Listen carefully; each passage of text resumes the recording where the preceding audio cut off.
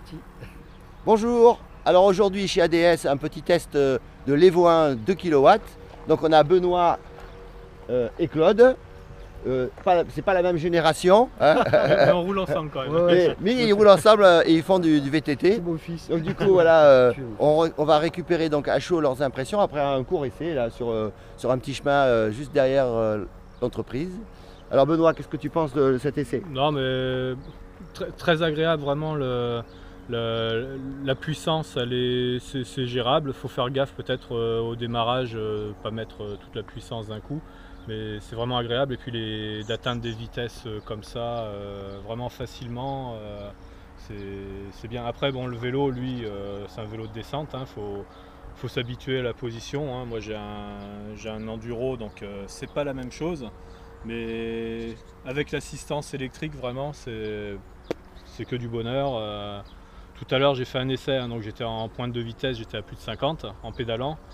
J'ai coupé la motorisation, donc la vitesse elle descend tout doucement et on a envie que d'un truc, c'est de remettre, des watts pour garder la vitesse. Non, c'est vraiment C'est ce que génial, tu quoi. disais tout à l'heure, c'est que remonter après sur un vélo classique, ça devient difficile parce qu'on a vraiment envie de profiter des performances d'une motorisation électrique. Ouais. Ça devient presque archaïque un vélo sans assistance, hein, j'ai l'impression. C'est ça. Ouais, non, mais moi j'ai des mordus de vélo qui viennent me voir et à qui tu feras jamais changer le côté il faut que je souffre. Ouais, Mais ouais, ils changent d'avis. Mais ce qu'ils ont essayé, vrai que je pense Ils que changent d'avis.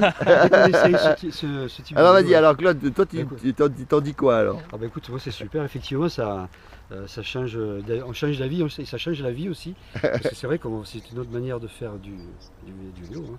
Et puis il est bien, il est bien équipé en amortissement, puisque j'ai pu l'essayer sur un chemin un peu chaotique et c'est vrai qu'il absorbe bien, on peut faire de la vitesse. Je suis monté à 49 km/h, ce qui n'est pas habituel effectivement pour sur du plat en plus. sur du plat, ouais. Ouais, dans le monde du vélo, c'est pas habituel d'aller facilement à 50 km/h sur le plat, mais nous ne sommes pas dans le monde du vélo, mais bien dans le monde de l'engin léger motorisé, donc c'est pas la même discipline. Et cette machine qui est un engin motorisé s'utilise comme un vélo, mais elle est presque les performances d'une moto. C'est ça vraiment le concept. Ouais. Et puis il est très stable aussi à la vitesse. La largeur du centre fait qu'il est très stable en conduite, qu'il y a moins d'amortissement. C'est vraiment que du confort et du plaisir. Alors, je pense qu'il faut l'essayer parce que ça remet en question beaucoup de choses, quoi. Non, mais c'est vrai, c'est vraiment un mélange de moto et de vélo, hein. J'ai fait de l'enduro aussi, moto, et on retrouve un peu le plaisir des deux, et franchement, je pense qu'avec un engin comme ça incite à aller dans la nature et aller faire des kilomètres et sans emmerder le monde, quoi. C'est vraiment sympa. Et bien plus de kilomètres que ce qu'on fait habituellement en vélo. Ah bah vélo, ouais. Vélo, ça, en fait, Tu profites plus longtemps. Tu fais le même effort, mais sur plus longtemps, avec plus de plaisir, Ouais. plus d'endroits à visiter, à découvrir. C'est vraiment l'esprit enduro.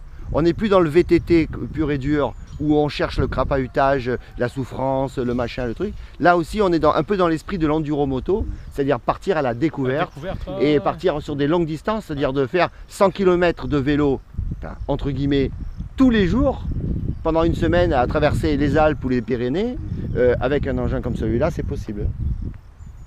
Voilà, c'était Merci des Bruno. commentaires à chaud.